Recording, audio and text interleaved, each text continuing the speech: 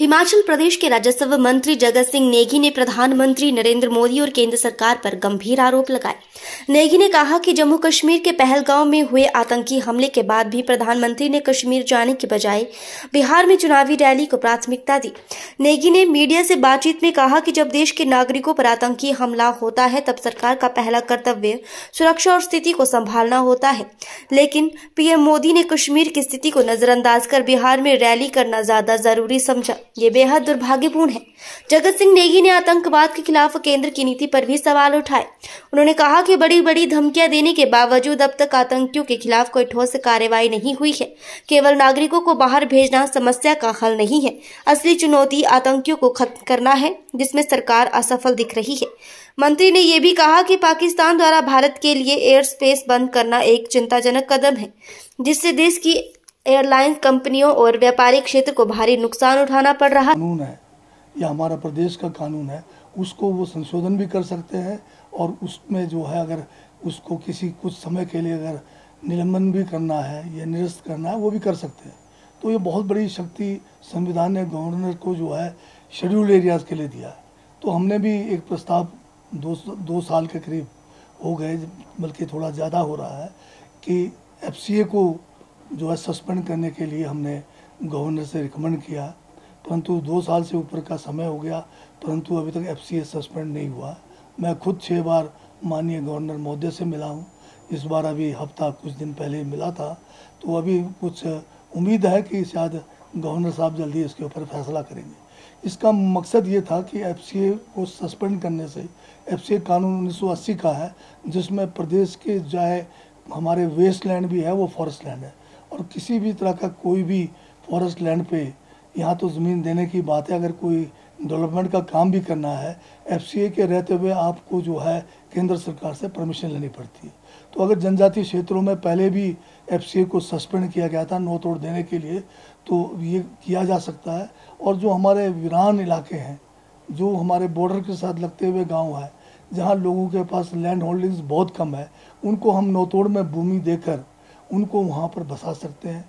उनका जो है रोज़गार के रूप में उनको बागवानी में उनको या जो है खेती में उनको डाल सकते हैं, ताकि वहाँ से पलायन रुक सकता है।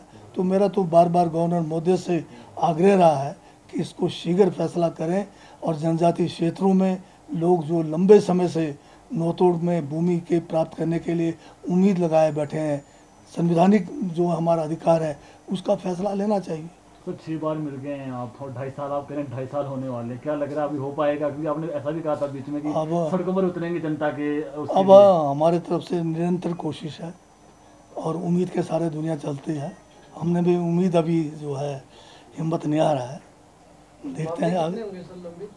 मामले लंबित का नहीं है, लंबित तो 20,000 से ऊपर केस हो सकते हैं, परंतु अगर जब FCA को सस्पेंड करेंगे, जो भी पात्र व्यक्ति है वो जो है हज़ारों में होंगे, जो लोग और जो है इन सीमाओं पर, इन इलाकों में जो भूमि प्राप्त करना चाहते हैं उस नोतोड़ नियम के तहत, तो बहुत मतलब हज़ारों की तादाद में लोग होंगे। तो एक आंकड़ा आपने और देखा, जो पिछली गवर्नमेंट थी उसमें काफ़ी कम हुए थे, उसमें भी आपने मतलब आंकड़ा दिया था। पिछले गवर्नमेंट के समय ये रहा कि इनको 18 में ये सस्पेंड था, पर जयराम जी की सरकार ने पूरे जनजातीय क्षेत्र में एक व्यक्ति को सिर्फ उसका फ़ायदा दिलाया, बाकी सारे केस ठंडे बस्ते में डाले। उसका जवाब जयराम जी से पूछना पड़ेगा क्यों नहीं किया। फिर हमने हड़तालें की थी, उस समय आंदोलन किया, जयराम जी को मजबूर होकर, जयराम की सरकार उस समय थी, और उसमें के गवर्नर ने 1 साल 20 में फिर FCA को सस्पेंड किया। फिर जयराम जी ने जो है उस समय सारे नोतोड़ के जो मामले थे उसको फिर ठंडे बस्ते में रखा। FCA सस्पेंड होने के बावजूद हमें नोतोड़ का फ़ायदा भाजपा के राज में नहीं मिला।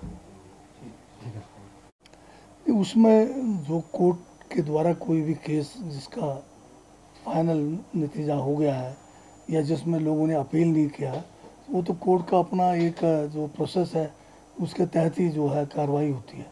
परंतु सबसे बड़ी बात हम बार बार कह रहे हैं कि जो हमारा वन अधिकार अधिनियम है, फॉरेस्ट राइट्स एक्ट है, पात्र व्यक्तियों को, पात्र लोगों को उसमें तुरंत जो है अपने जो है दावे प्रस्तुत करने चाहिए और इस कानून का भरपूर उनको फ़ायदा उठाना चाहिए। सर एक और वन भूमि के दावों की आप बात कर रहे हैं मालिकाना हक की, और दूसरी ओर जो है किसान सभा ने आज भी प्रदर्शन किया है, 120 से ज्यादा मकान खाली करने की वो बात कह रही है।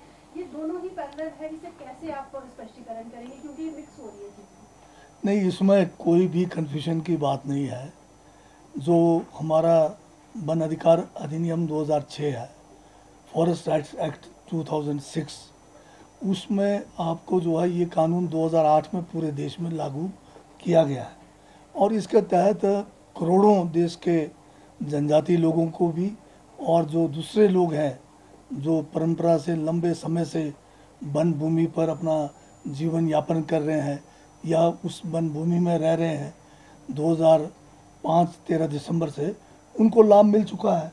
और आप अगर हिमाचल के संदर्भ में भी जानना चाहेंगे तो बहुत सारे इलाकों में, हिमाचल के किन्नौर ज़िला में, आपके लाहौल ज़िला में, आपके पांगी बरमौर जो हमारा जनजातीय क्षेत्र है, वहाँ पर इस कानून के तहत लोगों को जो है फ़ायदे पहुँचे हैं। तो बाकी प्रदेश में 5000 से ज़्यादा केस FRA 32 जो है, जिसके तहत भी जो है आपको फ़ायदे पूरे हिमाचल के सभी प्रदेशों में मिल रखा है। तो सबको फ़ायदा हो रखा है इसका। या बंद कर इसको, हाथ में नहीं रहेगा ना। तो फिर अगर सुरक्षित हाथ में था तो ये पहलगाम का इतना बड़ा जो है कांड कैसे हो गया। इससे पहले जो है आपका पुलवामा का हुआ, तो हर जगह पे अब कुछ न कुछ बड़े बड़े जो है आतंकी कांड होते जा रहे हैं, परंतु फिर भी आप कह रहे हैं कि हम सुरक्षित हैं। कैसे सुरक्षित हैं? देश की सीमाएं जो है सुरक्षित नहीं है, देश के लोग सुरक्षित नहीं है। तो ये सिर्फ कहने से नहीं काम चलेगा। आज पूरा दुनिया जानता है कि हिंदुस्तान में ना तो सीमाएं सुरक्षित है, ना तो यहाँ के लोग सुरक्षित है। सर, एक जो डिसीजन लिया गवर्नमेंट ऑफ इंडिया ने, जो यहाँ पर रह रहे हैं पाकिस्तानी, जो वीज़ा लेकर के आए थे, उनको वापसी जाने को कहा था। सूचना है कि कांगड़ा जिला में लगभग 10 के लगभग ऐसे लोग थे जो यहाँ पर थे। क्या वो डाटा है आपके पास कि वो वापसी चले गए, यहीं पे हैं? ये जो है एक ही रात में बेचने का नहीं होता है। जिसको आप यहाँ से वीज़ा कैंसिल कर रहे हैं तो उनको भी तो समय चाहिए ना जाने के लिए। कोई किसी जगह पे होगा, कोई किसी अपने जो रिश्तेदारों के पास होगा तो निकलेंगे वो। पर क्या आपको लगता है कि खाली इन 10 आदमी को भेजने से आपका आतंकवाद ख़त्म हो जाएगा? पाकिस्तान के ऊपर आपने बहुत बड़ा कहर कर दिया क्या? सर, बॉर्डर एरियाज पे जिस तरह की स्थिति है तो अलर्ट भी जारी किया गया है? नहीं, अलर्ट तो ठीक है कि हमारे भी बहुत सारे इलाके हैं जो जम्मू कश्मीर के साथ भी लगते हैं, तो अलर्ट रहने की ज़रूरत है कि कोई भी किसी किस्म की कोई घटना ना घटे। उसके लिए प्रदेश सरकार भी जो है चिंतित है, और ज़रूरी जो भी निर्देश हैं हमारे चाहे पुलिस को है उनको जो है दिया गया है। सर, एक प्रदेश सरकार ने राजस्व अदालतें शुरू की थी। पहलगाम को लेकर केंद्र सरकार ने और विशेषकर देश के प्रधानमंत्री नरेंद्र मोदी जी ने एक चुनावी रैली में जिस दिन ये घटना घटी, उस समय जब उनको कश्मीर में होना चाहिए था, वो जो है बिहार में चुनावी रैली से पाकिस्तान को बड़ी बड़ी धमकियाँ दी। तो समय तो बहुत हो गया, उसके बाद काफ़ी पानी सिंध का भी पहुंच गया पाकिस्तान, पर अभी तक मौके पे कोई भी किसी किस्म की कार्रवाई नहीं हुई। ये जो यहाँ के नागरिक को, जो पाकिस्तान के नागरिक हैं, उनको यहाँ देश से वापस भेजना या हमारे नागरिकों को वहाँ से वापस भेजना, ये कोई बहुत बड़ी बातें नहीं है। इससे कोई विशेष जो है आतंकवादी के खिलाफ, कोई आतंकवाद के खिलाफ हम कोई बड़ी कार्रवाई के रूप में भी नहीं मानते, बल्कि उल्टा इसका नुकसान ये हो गया कि पाकिस्तान ने हमारा एयर स्पेस बंद कर दिया, और हमारे जितने भी यहाँ से एयर स्पेस में जो हमारे जितने भी एयरलाइंस हैं उनको जो है लाखों का जो है नुकसान प्रतिदिन उठाना पड़ रहा है।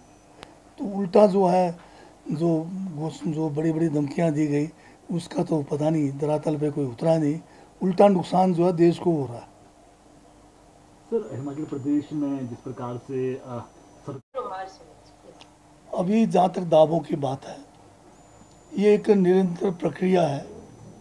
अभी बहुत सारे मामले जो है FRC कमेटियों के पास है, बहुत सारे जो है मामले आपके जो है पंचायतों के पास है, और इसी तरह से सब डिवीज़न लेवल की जो कमेटीज़ है या हमारे डिस्ट्रिक्ट लेवल की कमेटीज़ हैं, उनके पास भी मामले लंबित पड़े हैं।